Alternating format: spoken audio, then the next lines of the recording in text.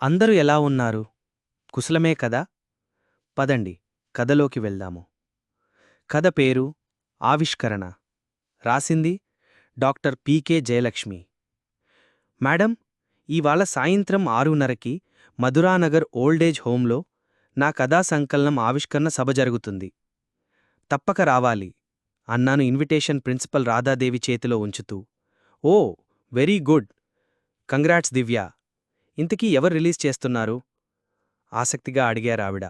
వృద్ధాశ్రమం senior member ఒక retired professor చేస్తున్నారు madam అన్నాను ఉత్సాహంగా.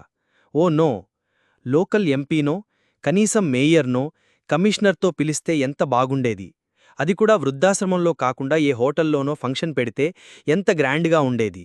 ముందు ముందు మన కాలేజీకి ఎంత పబ్లిసిటీ, ఎంత పాపులారిటీ. ఒక్క మాట ముందుగా చెప్తే నేను చూసుకునేదాన్నిగా.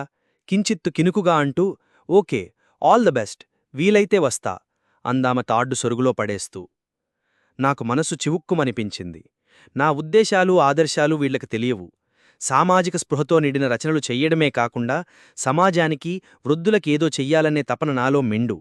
ప్రతిదానిలో స్వలాభాన్ని, స్వార్థాన్ని మేళవిస్తూ లెక్కలు కట్టడం నాకస్సలు ఇష్టం లేదు. నన్నెందుకు అర్థం చేసుకోరు వీళ్ళు? పెదవి నములుతూ ఆలోచిస్తూ మెయిన్ స్టాఫ్ రూంలో అడుగుపెట్టాను. Hi Divya, congrats. నీ కథా సంకలనం ఈవాళ్లేగా ఆవిష్కరణ? పేపర్లో చూశాను. పార్టీ ఏది? కామర్స్ లెక్చరర్ సీమ నవ్వుతూ పలకరించింది. తప్పకుండా, సాయంత్రం ఫంక్షన్కి వస్తావుగా అన్నాను ఇన్విటేషన్ ఇస్తూ. అబ్బా, ఈ ఫంక్షన్స్కి నాకు బహుదూరం, నీకు తెలుసుగా. సాయంత్రం మా ఆయన, అత్తగారి సేవలు, ఎక్కడికీ రాలేను. హౌస్ అరెస్ట్ అనేసింది దగ్గరే ఉన్న ఇద్దరు. ముగ్గురు లెక్చరర్స్ ఆహ్వానపత్రికలు అందుకొని ట్రై చేస్తాం మేడం అన్నారు. సెకండ్ అవర్ క్లాస్ అయి వస్తుంటే దారిలో మెట్ల దగ్గర కలిశారు Pavani, Rukmini, language lecturers. Hi చెప్పి ఫంక్షన్కి ఆహ్వానించాను. మధురానగర్ వృద్ధాశ్రమం అంటే శారీ మేళా పెట్టారు, అక్కడేనా అడిగింది పావని.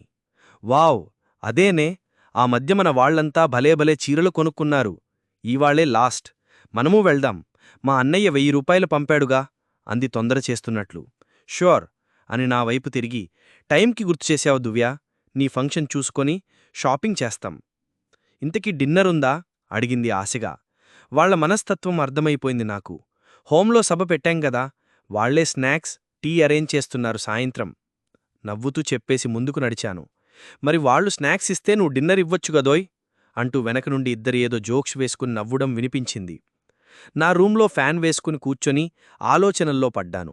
సాయంత్రం ఫంక్షన్లో ఏం మాట్లాడాలో, పుస్తకాలు ఎవరెవరికివ్వాలో ఆలోచిస్తూ ఒక ఇన్విటేషన్ కాలేజ్ నోటీస్ బోర్డులో పెట్టాలని లేవబోతుంటే రాజులమ్మ గదిలోకి నీళ్లు పట్టుకొని వచ్చింది. దండాలమ్మ టిఫిన్ చేసినారేటీ, క్లాసుకు వెళుతున్నారు కావాలనా అంది. అవునుగాని ఈ పేపర్ కాస్త నోటీస్ బోర్డులో పెట్టివస్తావా అన్నాను అందిస్తూ. ఇదేటమ్మా ఇది కుతూహలంగా అడిగింది. సాయంత్రం నేను రాసిన కథల పుస్తకం గురించి సభ ఏర్పాటు చేస్తున్నారు మధురానగర్, దానికి సంబంధించింది అన్నాను నవ్వుతూ. ఓలమ్మో, నువ్వు పాఠాలు చెప్పడమే కాకుండా కథలు కూడా రాస్తావేటి? ఇంతకీ నేను మధురానగర్ కాన్నించే వచ్చేదిగా. ఎక్కడమ్మా సభ జరిగేది అడిగింది మరికాస్త ఆసక్తిగా. అదే, అక్కడో వృద్ధాశ్రమం ఉందిగా, అక్కడే. ఇక నువ్వు వెళ్తావా, నేను వెళ్ళి పెట్టుకున్నానా అడిగాను విసుగ్గా. ఇదిగో చిటికేలో వెళ్తా అని తుర్రుమని వెళ్ళిపోయింది. రాజులమ్మ మా కాలేజీలో స్వీపరు. దాని మొగుడు ఆటో వేస్తాడు. 3 పిల్లలు. కష్టపడి పనిచేస్తుంది. కాలేజీ పని కాకుండా ఉదయం సాయంత్రం పాచిపండ్లు కూడా చేస్తుంది. మేమేం చెప్పినా విసుక్కోకుండా, ఒళ్ళు దాచుకోకుండా పనిచేస్తుంది. నేను అప్పుడప్పుడు ఏవైనా పాతబట్టలు ఇస్తూ ఉంటాను. మంచి పనిమంతురాలు. అప్పుడప్పుడు నా దగ్గరకొచ్చి చదువు నేర్పమని అడుగుతూ ఉంటుంది. ఇన్నాళ్లకి సంతకం మాత్రం నేర్చుకుంది. లంచవర్లో మా చిన్నాన్నగారి కొడుకు నాకు అన్న అవుతాడు. వాడికి ఫోన్ చేసి పిలిచాను. ఓహో, రచయిత్రి అన్నమాట. ఇంతకీ పబ్లిషర్ ఎవరు? ఎన్ని కాపీలు వేయించావు? రాయల్టీ ఎంతేంటి? అన్ని ఆరాలు అడిగి, ఫ్రెండ్ పెళ్లి ఉంది, రాలేను అని చెప్పేశాడు. సీనియర్ మేడమ్స్ కొందరు మనస్ఫూర్తిగా అభినందించి, మేము రాలేకపోయినా వచ్చినట్లుగా భావించమని, మరోలా అనుకోవద్దని, ఎవర్ని పిలిచినా ఏదో ఒక వంక చెప్తూనే ఉన్నారు.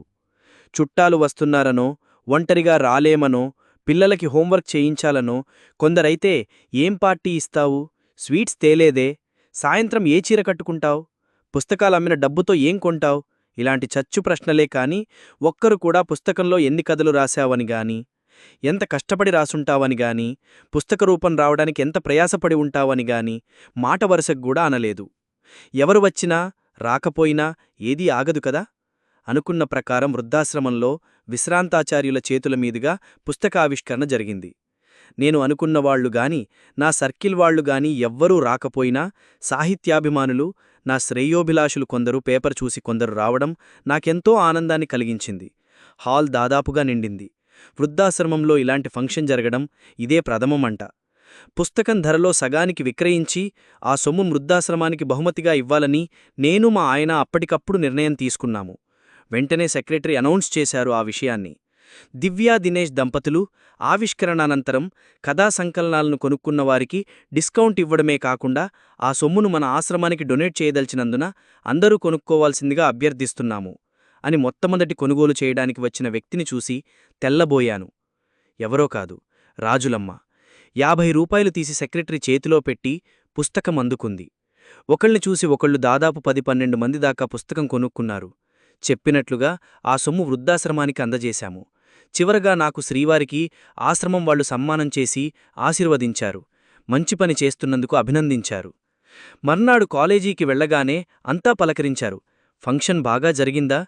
రాలేకపోయాము ఏమనుకోకు, చుట్టాలు వచ్చారు, ఒంట్లో బాగాలేదు అంటూ ఏవో కారణాలు చెప్పారు. ముందు ఊహించిందే కాబట్టి పెద్దగా నేను రియాక్ట్ అవ్వలేదు. నా ఫ్రెండ్ రాగిని మాత్రం సిన్సియర్గా బాధపడింది. ఊరికి దూరంగా కాలనీలో ఉంటున్నారు వాళ్ళు. భర్త ఆఫీస్ నుంచి వచ్చేసరికి లేటైపోయిందట. రావాలని ఉన్న కుదరాలిగా. నేను ఓదార్పుగా చెప్పాను, మనకి రావాలనే కోరిక ఉన్నా అవకాశముండాలి. అవకాశమున్నా ఆటంకం ఎదురవ్వకుండా ఉండాలి. నీకు రావాలని ఉంది. మీ ఆయన త్వరగా ఆఫీస్ నుంచి వచ్చేసి అవకాశం కల్పించినా బయలుదేరే వేళకి ఎవరో ఒకళ్ళు రావడమో లేక ఇంకేదో అవరోధం వస్తేనూ ఏం చేయగలవు?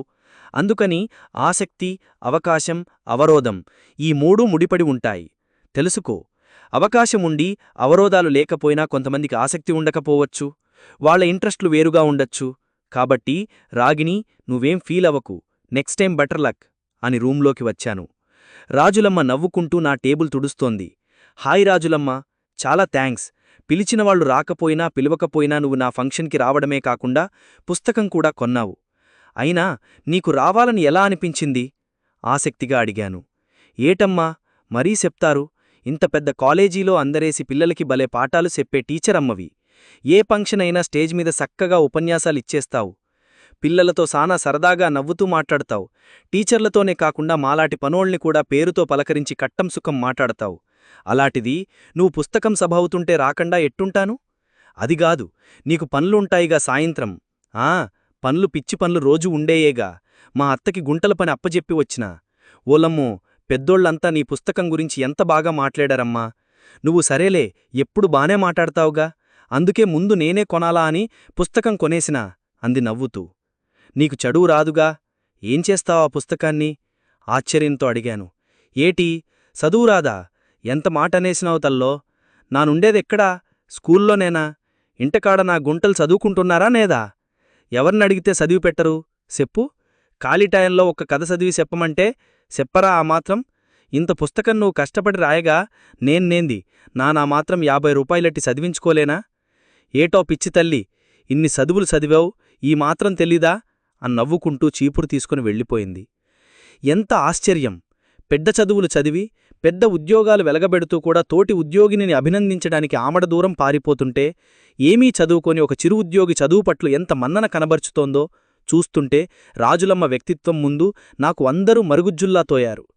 కనిపించని సత్యమేదో కళ్లముందు ఆవిష్కరింపబడుతుంటే కిటికీలోంచి దూరంగా రాజులమ్మ కనిపించింది, అక్షరం విలువ తెలియజెప్తున్న అపర సరస్వతిలా. కథ ఎలా ఉంది? నచ్చిందా? మళ్ళీ కలుద్దాము. సెలవు.